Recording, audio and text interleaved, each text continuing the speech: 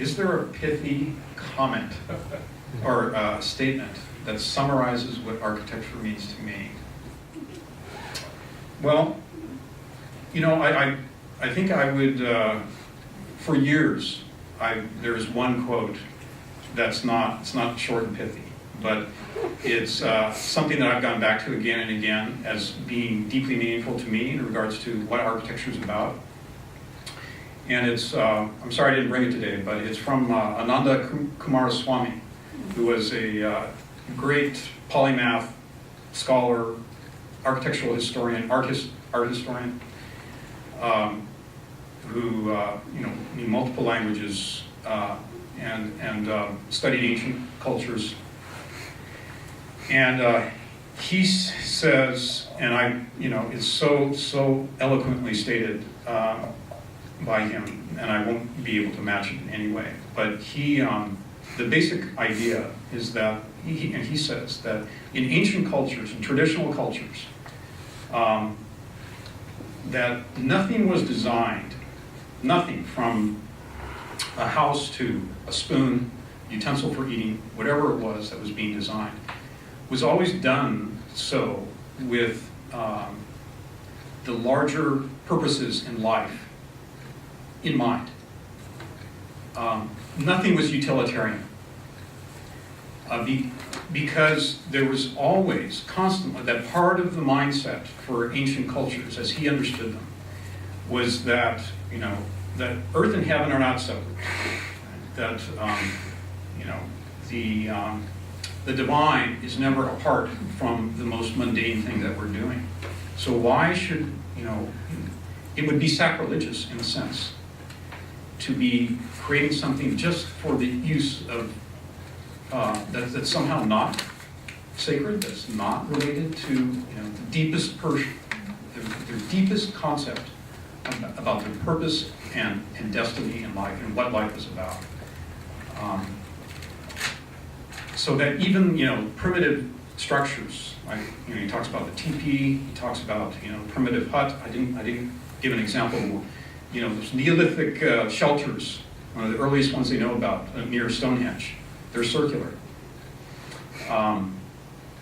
And why, you could say, well, and they've got little thatched roofs on them. Well, you know, the archaeologists would say, well, it's the simplest thing to do. You know, you get a center point, you get a stick, and you can trace a circle, and there, you know, just build the walls. You know, and that may be true, but there's something archetypal about it, right? That, you know, that nature and building have integral to them archetypal meanings. You know, so that you know, what we would think of as the most primitive attempts to build using the simplest materials that can just be found, you know, would end up creating a shape that has, you know, deep metaphysical meaning. So, you know, he speaks of the teepee and the hearth, or you know, in any hut, any structure, in traditional cultures would be seen as, you know, a shelter for the divine, really, you know, as a temple, and that the shape itself, you know, gives reference to that. It's going from the many to the one in the case of the teepee, right? That the hearth, you know, centrally located hearth, it's like the fire representing, you know, the spirit, the interior spirit, and the ascent of the smoke, you know, through the chimney, also, you know, being symbolic and representative. That every aspect would have this relationship to deeper purposes and meanings in life. So there's your pithy answer.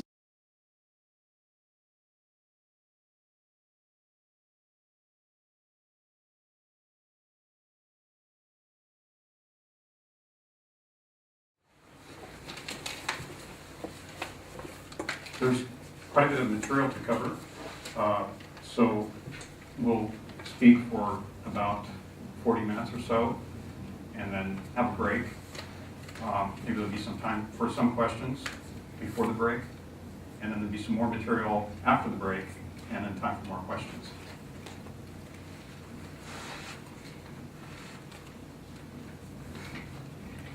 circle is a universal archetype which finds its expression in diverse aspects of human thought and culture throughout the globe, from the most ancient to the modern. As a principle, it transcends category and discipline and is as integral to science as to art, to politics and social systems as to religion and mysticism. As an abstract symbol, it has a richness of meaning and depth that has not entirely uttered itself and that cannot be possessed. It embodies ideas that transcend time and place, culture, status, and language, and can be confined to no special people, epoch, or nation, but which reappear again and again in relation to the fundamental concepts of self, God, and nature. As a shape found in visible nature, the circle is so pervasive that we take its sublime beauty and mystery for granted. It is in the microcosmically small and the macrocosmically large, in the atom as in the water drop, the globe, and the galaxy. It speaks not only of the primary shape of things, their unity and wholeness, but also to fundamental laws governing their cyclic rotary motions. One of the most brilliant physicists of the 20th century, Einstein, in his theory of special relativity, discovered that both space and time themselves exist in a curving, nonlinear continuum. It is no wonder then that we find many of the most profound, compelling, and iconic works of architecture throughout the globe employing the circle, the sphere, or the countless curvatures of space and form derived from this most primary of forms.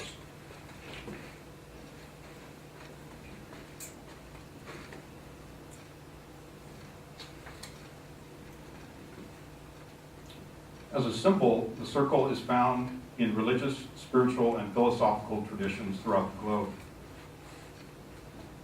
The Rig Veda is one of the oldest texts of any Indo-European language.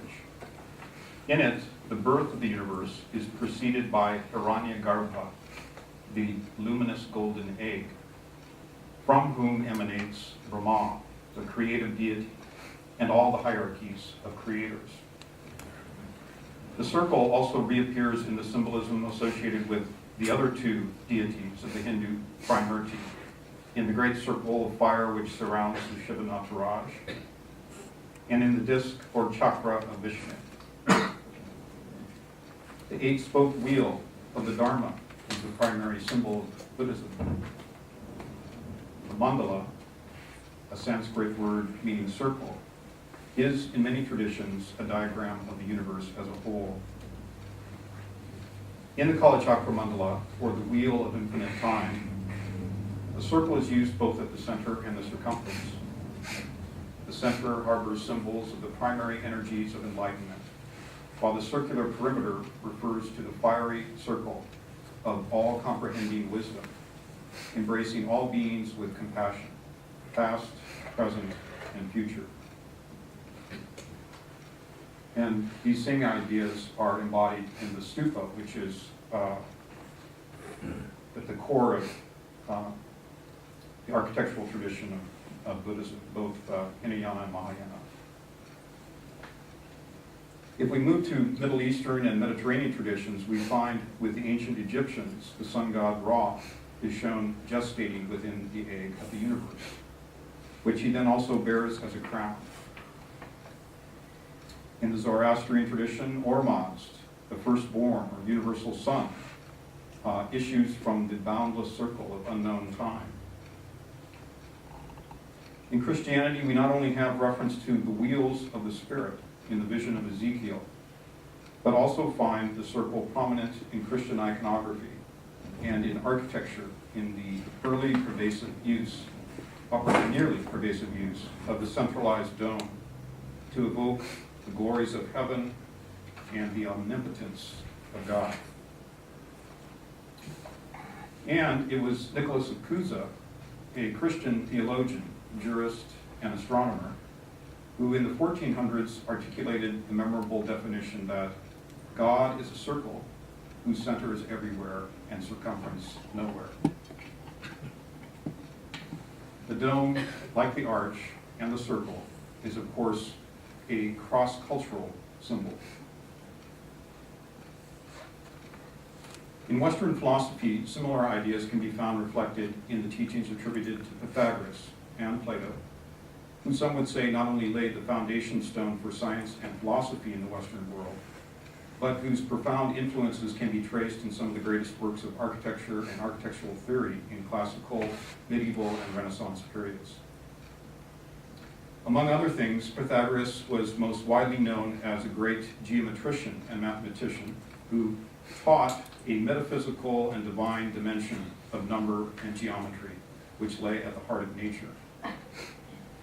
The monad, or unity, symbolized by the point or the circle, was the first principle of number. And all numbers that followed were diversifications within that unified whole. This is actually an image of Plato, who has been called the most famous Pythagorean of antiquity. He's on the left, it's Aristotle on the right, very famous painting. I believe it's by Raphael. And reflected the same ideas in dialogues such as the Timaeus. The great value of geometry, Pythagoras and Plato both taught, was not so much practical as it is speculative, and is said to lead the soul to truth.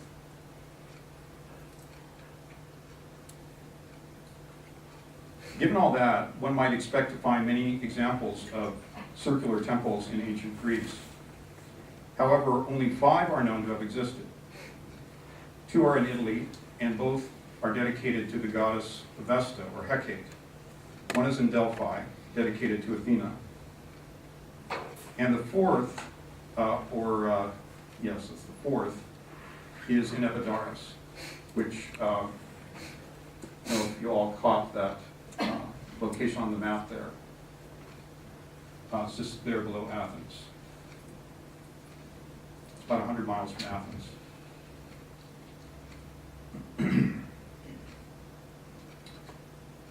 And roughly 250 miles across the Aegean Sea from where the island of Samos is located, where Pythagoras is believed to have spent most of his life teaching. Epidaurus was the most famous and celebrated healing center in all of classical Greece, reputed to be the birthplace of Apollo's son Asclepius, the healer god, who is depicted here, who is also the god of oracular wisdom.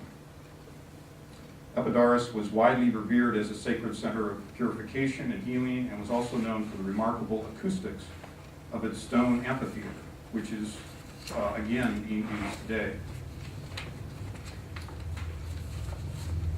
I need to pause the slide progression here to give you a little visual, really very nice little visual of that some student did of the tholos of Epidaurus, or tholos of Asclepios. The 3D animation, which is also rotational.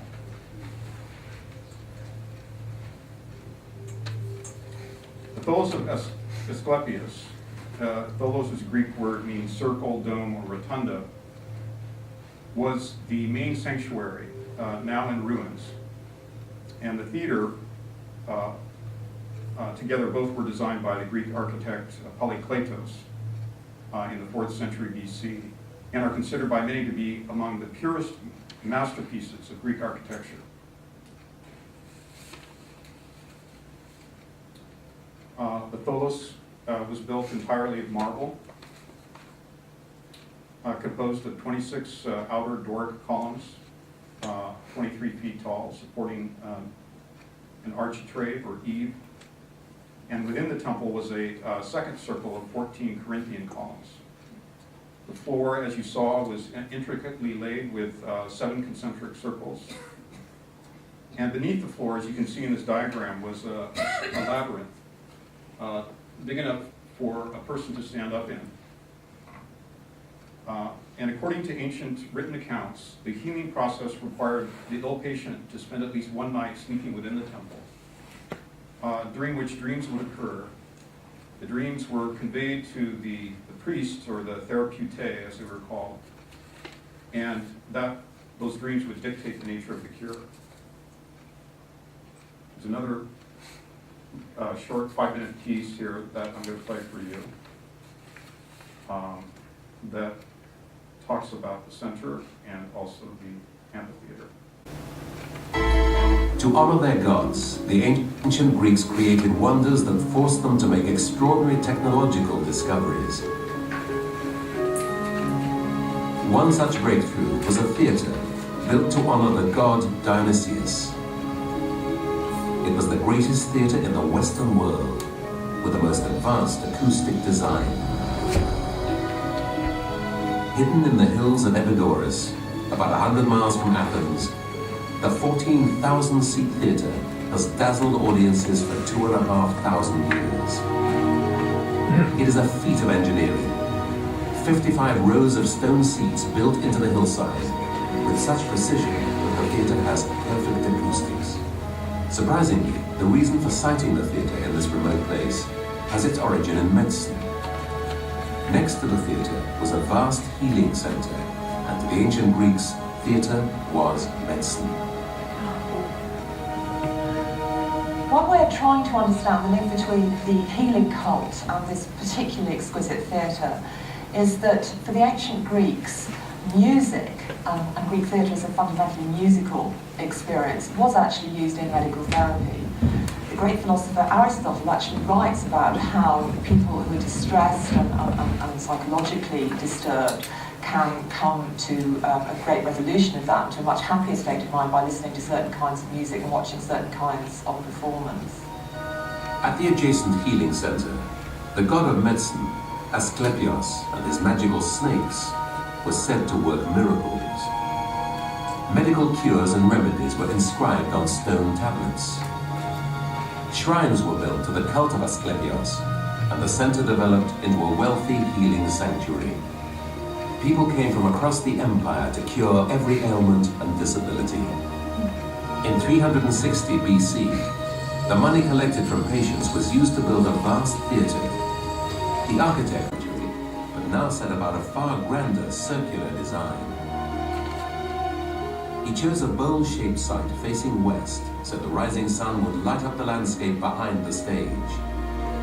He dug out the round performance space before creating the huge seating area, known as the gazing space. Thousands of limestone blocks, cut from local quarries, formed the seats. His design was for 32 rows, although 23 more were added 2 centuries later. Behind the actors was the scena, the origin of the word scene, a 2-story stage building, which was painted as a backdrop for the play. The scena also enabled early special effects. When a play required a god to descend from the heavens, an actor was flown in on a hoist. The masked performers often played to audiences of up to 14,000 without the benefit of microphones. Polykleitos was able to create perfect acoustics. Even a coin being dropped at the center of the performance circle could be heard clearly in the back rows. The design of the theater also enhances the sound of the human voice. The secret lies in how sounds are reflected by the stone itself. Sound is produced by somebody's mouth. It will hit a wall, that's a reflection. And what they've done in Epidaurus, in order to create a large quantity of short reflection, is that they've broken up the surface. There is no surface which is flat. So when a sound hits a wall, it's diffused in many, many directions. It enhances the original sound by kind of stretching it a little bit longer than it already is. And in the quest for perfection, the Greeks developed another technique to make the sound even clearer. When somebody speaks in the theatre, you can hear resonances, and if you have an ear for it, you know which resonances are going to get in the way of the dialogue. So if you were to find something that could take those resonances out, then you're laughing. And that's exactly what they tried to do. They used a resonator, which they would tune to the frequencies that they wanted to take out and to the reflections they wanted to take out. And they would embed them in the wall. 2,500 years later, the theater is still entrancing audiences. The place that has inspired for millennia remains one of the world's finest theaters. That is, of stories enacted rather than simply narrated. but also of democracy. Just below the Acropolis was the Agora in Athens. So as you can see here, the Acropolis, and this area down below is the Agora, which was one of the central gathering places in Athens, where organized social and commercial dealings took place. Arguably, it is the most important, or its most important purpose was as a home base for all of the city-state's administrative, legal, and political functions. Some of the most critical yet least acclaimed buildings of ancient history and of classical Athens were located in the Agora. And it is interesting to note that the circular form of the tholos appears here again, where the newly democratic representational system was being born. Built around the time of the Parthenon in the 5th century, this tholos housed the 17 active Athenian senators and their rotating president, who administered the daily affairs of local government. The 17 were systematically rotated out of the 500 members of the Athenian legislature and were on duty 24/7. Had to be 17 always ever present in the building. So they ate there, they slept there, they met there. And it's curious because a round form is not a convenient shape to put furniture in, or to have benches for reclining and that sort of thing. So one could ask the question, why? Why was the circular shape chosen when it's so rarely seen in ancient Greek architecture? And of course, we have examples of very important buildings associated with democracy, which utilize the round form as well. This is the U.S. Senate building. And John Camp, who was a archaeologist who wrote Excavations in the Heart of Classical Athens, called the tholos, or said that the tholos represented the heart of Athenian democracy. So we're going to move on a little bit later in history, not too far away in terms of space, to the Pantheon in Rome, which is considered by some architectural historians to be the greatest temple of the Western world. When it was built, it was original, utterly bold, and complex. Still today, it is awe-inspiring and enigmatic. As far as historians know, there was no precedent which married the massive domed rotunda to a rectangular porch like we see here. There's nothing like it described in Vitruvius's, which was published in the 1st century BC, right around the time this was built. It is still today the largest domed rotunda ever built, and it's unreinforced concrete, poured concrete, no steel.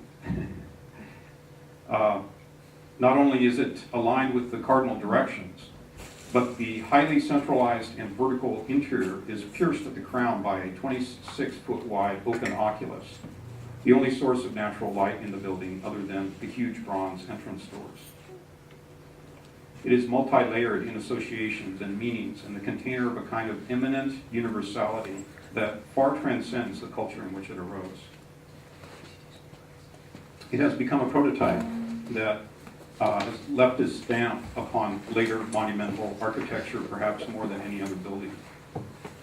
It is one of the best preserved of all ancient Roman buildings, for it has been in continuous use throughout history and since the 7th century as a Roman Catholic church. The architect is unknown, and although the inscription across the front declares Marcus Agrippa, a statesman and architect from the 1st century BC, as the builder, it is not known with certainty whether the rebuilding by Hadrian in 120 AD matched the original. One of the earliest Roman biographers of Hadrian states that on one of his trips to Greece, Hadrian participated in the Eleusinian mysteries, that he owned Pythagorean writings and cultivated Pythagorean interests, that he believed the soul was immortal and that the universe was governed by laws of harmony and arithmetic. In addition, there are many ingenious features of the building to suggest that Hadrian's expert proficiency in geometry, arithmetic, and astrology, along with other things pertaining to ancient Greece, tended along Pythagorean lines. And there's an excellent book called Measuring Heaven. Okay. Pythagoras and his influence on thought and art in antiquity in the Middle Ages by Christian Just Gaudier, which we recommend to anyone who's interested in the topic. And she mentions, I'll just mention a couple of the many things that she points out about this building as seen it as a Pythagorean temple. The first and probably most remarkable feature is that the radius of the interior circumference, or rather the circumference of the plan is exactly equal to the interior height of the dome. I didn't say that correctly. The diameter. So the diameter from one side of the interior to the other is equal from the floor to the top of the oculus. So as you can see here, a sphere could be inserted into the interior of the building. Rather than a temple to all the gods, as the term pantheon suggests, Gaudier suggests that it was actually a temple dedicated to Apollo. The oculus, a relatively new constructional device at this time, might well be connected with the sun god, Apollo, who was also symbolized by the monad in Pythagorean thought, considered the essence of perfect unity and order because of its indivisibility. And the word Apollo means without multiplicity. Hagia Sophia, meaning holy wisdom, in Istanbul, was originally built as a Greek Orthodox church, but later turned into an Islamic mosque, was the largest Byzantine cathedral for over 1,000 years, famous for its massive dome, perforated by 40 arched windows. Besides the mystic character of the interior light thus created, the genius of the two Byzantine engineer architects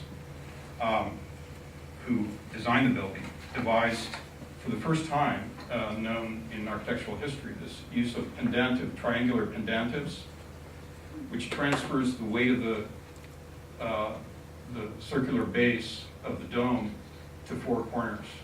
So there's a perfect square in plan, which you can see in another slide, that translates these forces directly into the ground.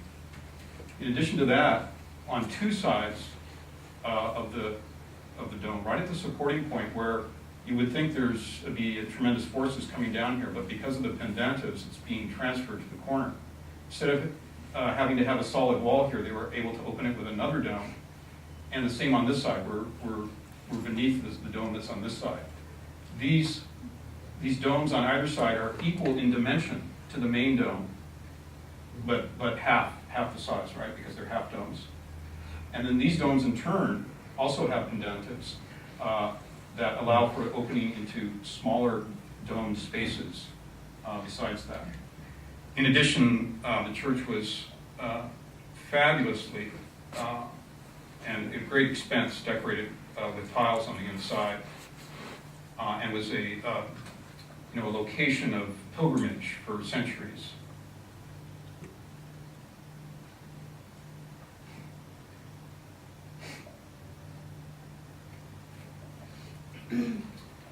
So here it is in plan again. This is the circle of the main dome.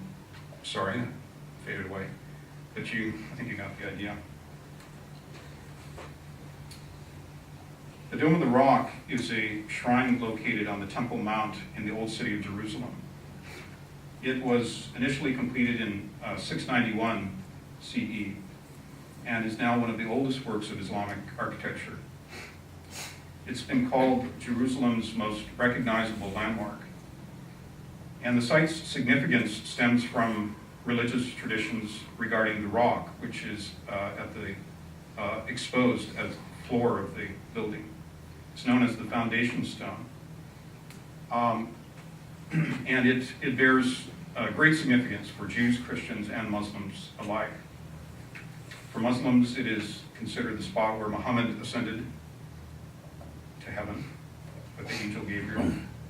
For the Jews, it is the spot where Abraham, or believed to be the spot where Abraham prepared to sacrifice his son Isaiah. And is also called the Holy of Holies, where the Ark of the Covenant, the stone tablets upon which the Ten Commandments were first written, is believed were kept here.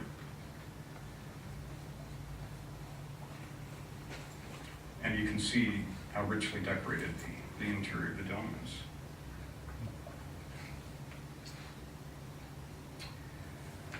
So we're, because of limitations and to one's intellect and time, we're going to skip over tremendous amounts of history here. Through the Middle Ages, all the fabulous cathedrals, the great cathedrals, the rose windows, and so on, which all are relevant to the topic today. And we're going to go directly to the Renaissance.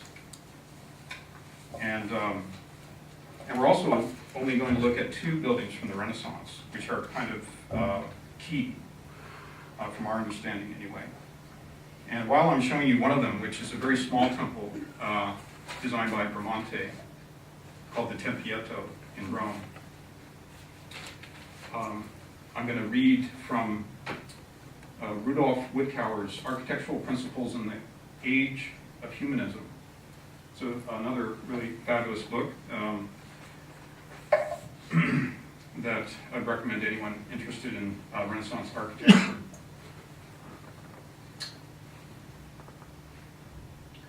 The belief in the correspondence of microcosm and macrocosm, in the harmonic structure of the universe, in the comprehension of God through the mathematical symbols of center, circle, and sphere, all those closely related ideas which had their roots in antiquity and belonged to the undisputed tenets of medieval philosophy and theology, acquired new life in the Renaissance and found visual expression in the Renaissance church. The man-created forms in the corporeal world were the visible materializations of the intelligible mathematical symbols, and the relationship between the pure forms of absolute mathematics and the visible forms of applied mathematics were immediately and intuitively perceptible. For the men of the Renaissance, this architecture, with its strict geometry, the equipoise of its harmonic order, its formal serenity, and above all, with the sphere of the dome, echoed and at the same time revealed the perfection, omnipotence, truth, and goodness of God.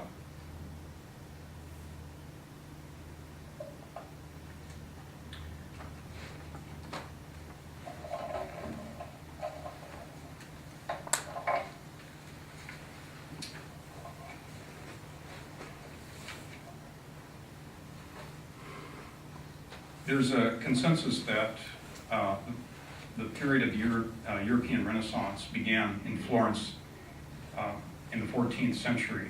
And in some ways, this church, cathedral, is representative of the Renaissance itself.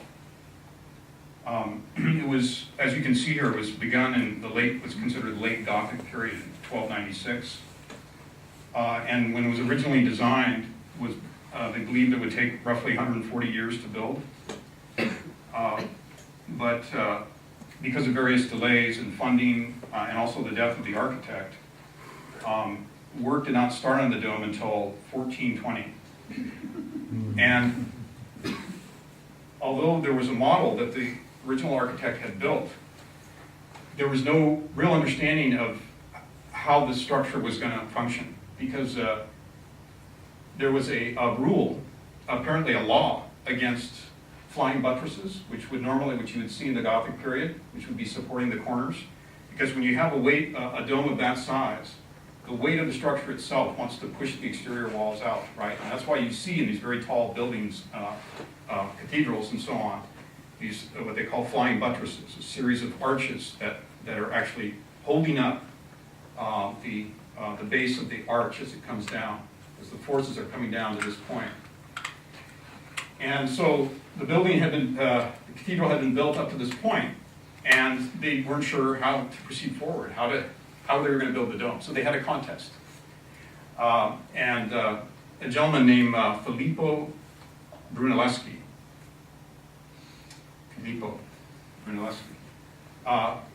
won the contest. And as we understand it, he had never built anything before. No piece of architecture at all. But he was recognized for his brilliance because he had developed or rediscovered the science or the art of one-point perspective, so that things could be accurately and scientifically represented in perspective. He was a very skilled and talented metalsmith, and he apparently proposed a method of construction to those who, the decision makers at that time, and apparently it was a group of authorities, a method that no one had thought of or had never been tried before. It was completely experimental, and they went for it. And in addition, well, one thing I just wanted to point out in this photograph is just to get a sense of the scale of this dome. There's these little spots right here are human beings down here.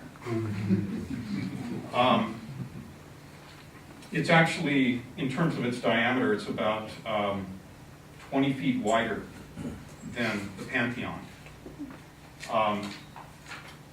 But the other factor was that there was no scaffolding available. There was no wood. There was not sufficient wood to be able to build a scaffolding for workers to stand on inside this enormous open area. And so Brunelleschi not only developed a design for how it would be constructed, but he had to invent machinery to hoist the material up so that workers could work at that height safely. And it took 16 years to build, but he did it. And that's the other point about the Pantheon, is it was built with scaffolding. And then the concrete was poured over the top of it. But this is kind of a miracle of engineering in some ways.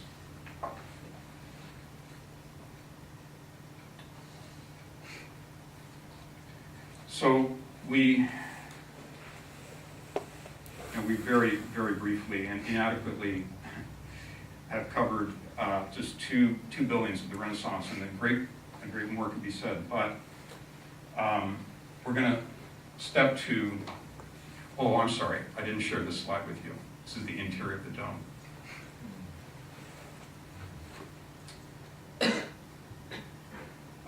We're going to step to another part of European history, and in fact prehistory, and talk about Stonehenge just for a minute, and the manner in which the circle applies.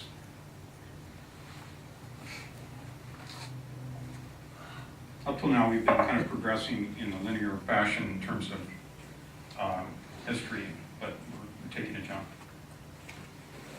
Stonehenge is considered one of the great masterpieces of prehistoric engineering to be found anywhere. Here in south-central England, just about 80 miles west of London, enormous megaliths weighing an average of 25 tons, the largest over 35, were precisely arranged in circular patterns according to arithmetical and geometrical proportionalities, as well as astronomical alignments. Even if it cannot be proven that the metaphysical and sacred meanings associated with the circle were current among the peoples of prehistoric Britain and Wales, still a deeply ingrained perspective of the sort seems very probable, where we find such monumental architectural constructions utilizing circles and arcs.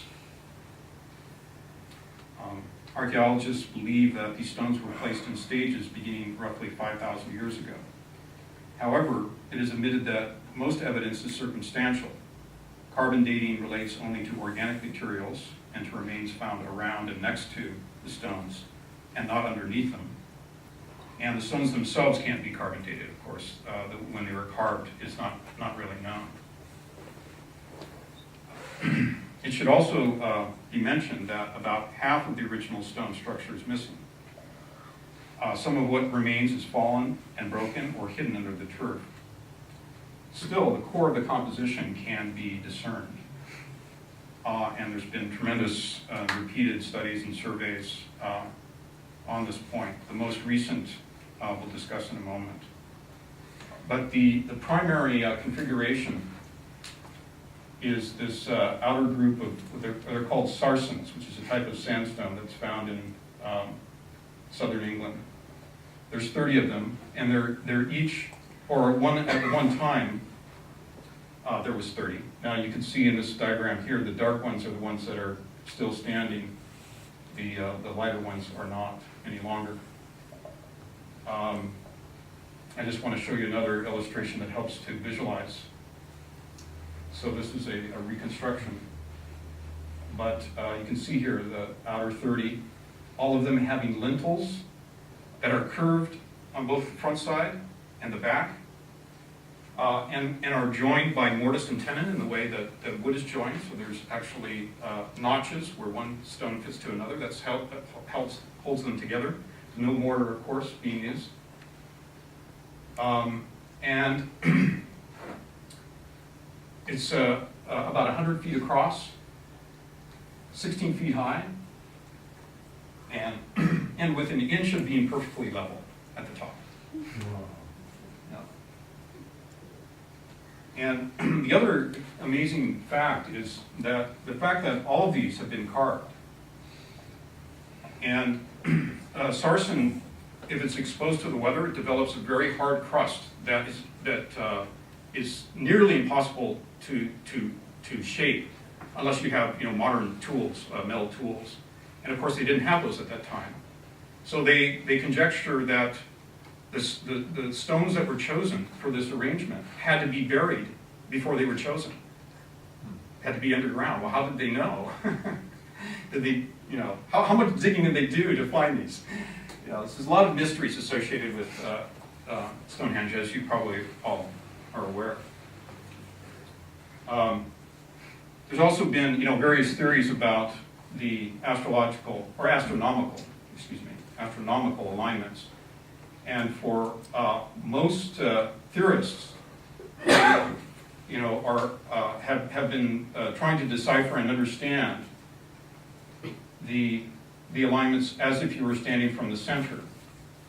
But some recent work done by John North, who is a research fellow at in the History of Philosophy of Science at Oxford and curator of the museum there. He holds the chair in the History of Philosophy of Science at the University of Groningen in the Netherlands. And he's recently published a book on Stonehenge called A New Interpretation of Prehistoric Man and the Cosmos. And he undertook extensive and meticulous analysis of ancient earthworks throughout Stone Age Britain and Northern Europe. Hundreds of different sites, earthworks and stone placings and so on.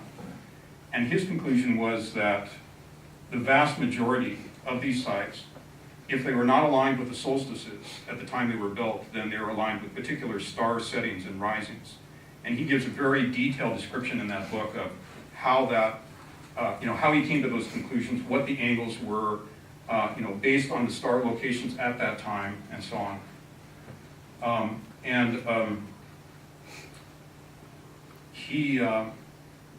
His view of the primary use of Stonehenge, though there may be others, because as you can imagine, there's many different points, angles of viewing that are possible.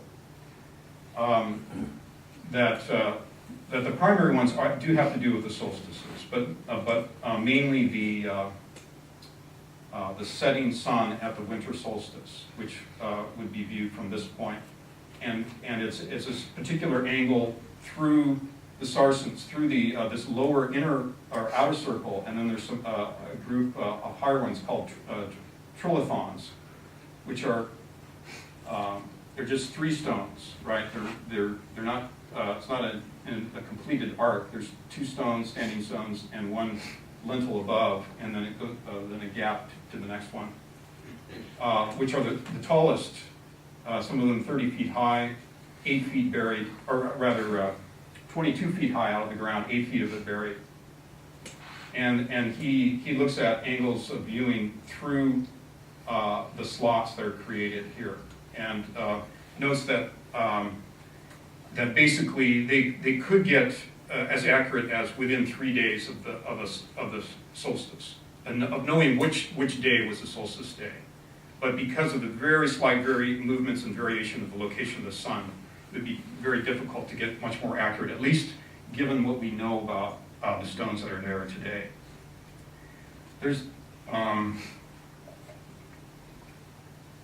another circle of stones called blue stones, which I'm not sure if they're really can be seen in any of these. I have to go back to the diagram to show the location.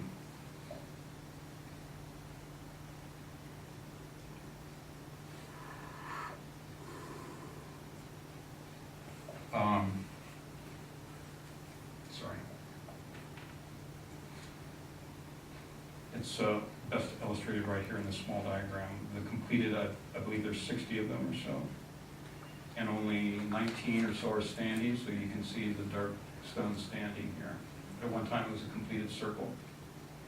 And there's another arc of blue stones in here. These are about 7 feet high or so. They weigh 2 to 4 tons.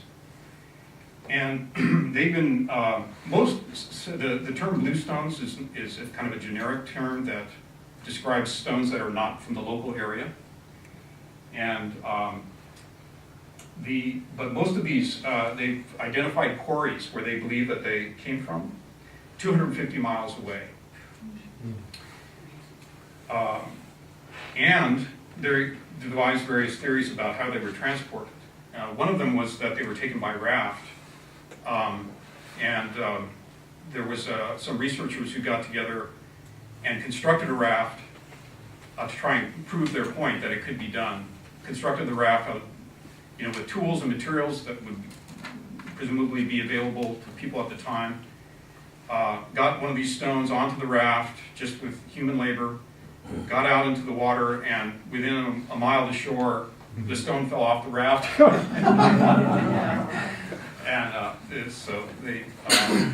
It's still one of the extant theories that they were transported by raft, but it's a theory.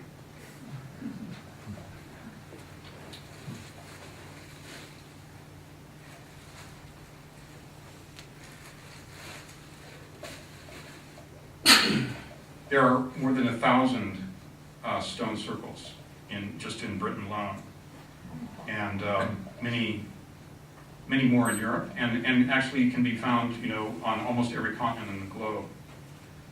So here's one of the a picture depicting. So if you go to Stonehenge, this is what you find.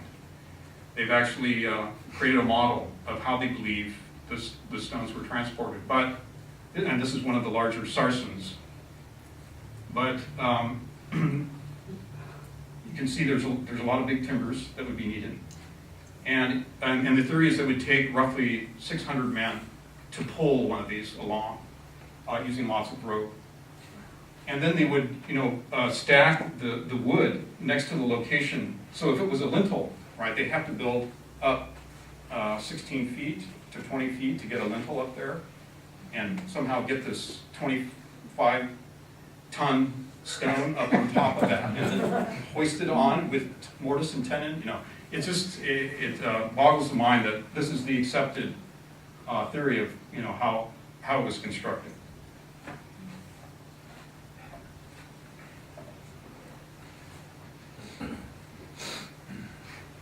This is actually summer solstice, which was,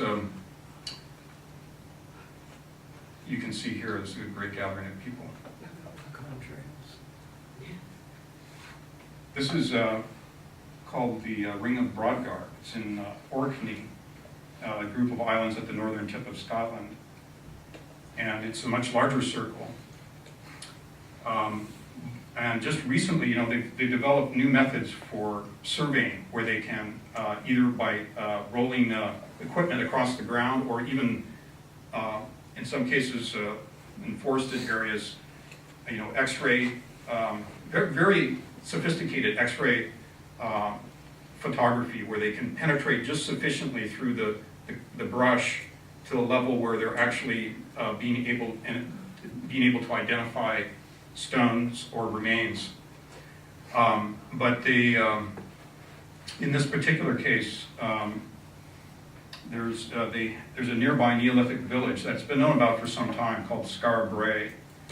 But they just recently discovered that there's far more archaeology there to be discovered because it was a great storm that blew in and blew some sand dunes aside and revealed that there was some extensive remains there. And they found an extensive village that now they believe predates Stonehenge by 1,000 years or so, and that Stonehenge was actually a kind of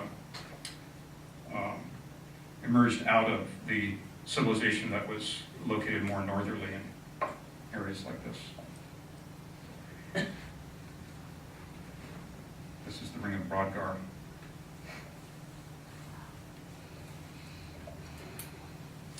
And of course, very nearby in Colorado, we have Chaco Canyon. And a few years back, Russ gave a really fabulous talk on the remains that are there. And here again, you find not only alignments with the solstices, very careful and systematic location of a construction, stone construction that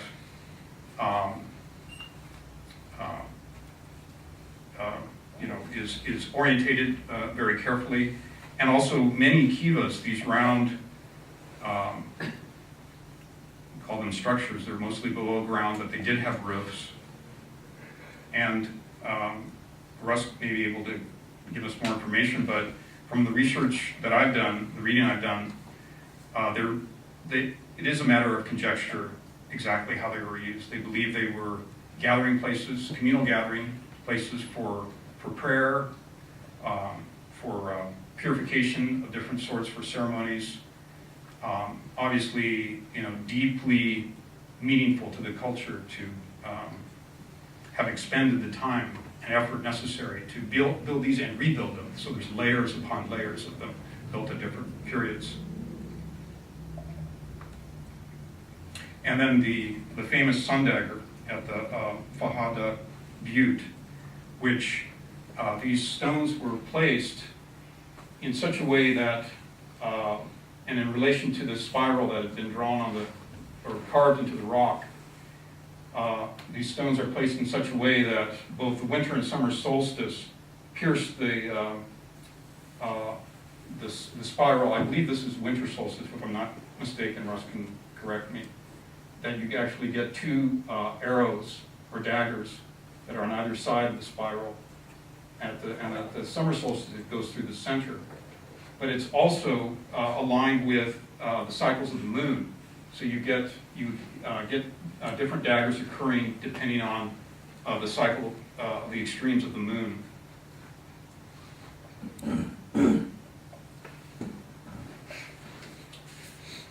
And I think we have time for a few questions before the break.